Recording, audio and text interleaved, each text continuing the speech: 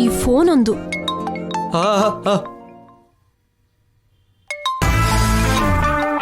ಅಂತೇನಿ ಅಂತ ಮಾತು ಇನ್ನು 100 ಹೇಳ್ತೀನಿ. ಏನ್ ಮಾಡ್ತ್ಯಾ? ಹೇಳ್ದೆ ಕೇಳ್ದೆ ತಾಳಿ ಕಟ್ಬಿಡ್ತ್ಯಾ?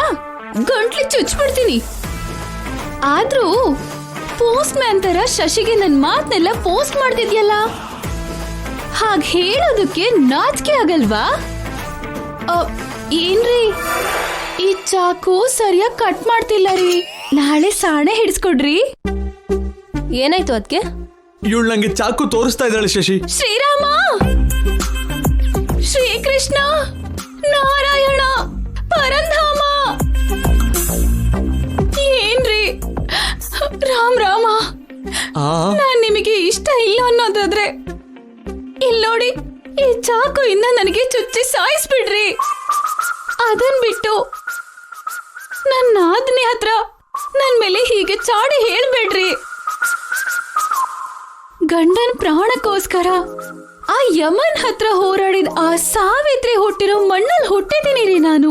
ಅಯ್ಯೋ, ಗಂಡಂಗೋಸ್ಕರ ಕಾಡಿಗೆ ಹೋಗಿರೋ ಎಲ್ಲ ಕಷ್ಟನ ಎದುರಿಸಿರೋ ಸೀತೆ ಹುಟ್ಟಿರೋ ಮಣ್ಣಲ್ಲಿ ನಡೀತಿದ್ದೀನ್ರಿ ನಾನು. ಗಂಡ ಬಡವ ಆಗಿದ್ರು ಸಹಿಸ್ಕೊಂಡು ಸೇವೆ ಮಾಡಿರೋ ಸುಮತಿ ಹುಟ್ಟಿರೋ ಮಣ್ಣಲ್ಲಿ ನಾನು. ಸಾಕ್ ನಿಲ್ಸು, ಅವ್ರನ್ನ ನಿನ್ ಜೊತೆ ಹೋಲ್ಸಿ ಅವ್ರಿಗೆ ಅವಮಾನ ಮಾಡಬೇಡ. ಶಶಿ ಶಶಿ ಶಶಿ ನಿಂತ್ಕೋ ಶಶಿ, ನೀನ್ ಎಲ್ಗೂ ಹೋಗ್ಬೇಡ, ಇಲ್ಲೇ ಇರು.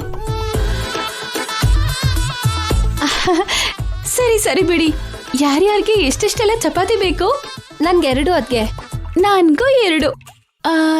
ನಿಮಗೆಷ್ಟ್ರಿ ಬೇಕು? ನನಗೆ ಚಪಾತಿ ಬೇಡ. ಯಾಕೆ ಯಾಕೆ ಅಂತ? ನನಗೆ ಪೂರಿ ಬೇಕು.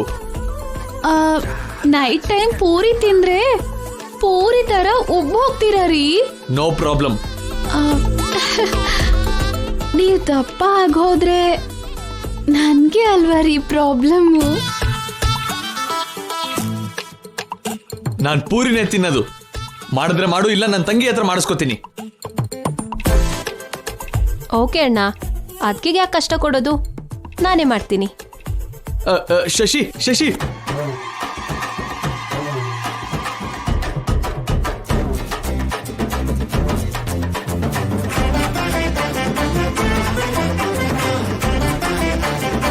ದಿವ್ಯ ಬಾ.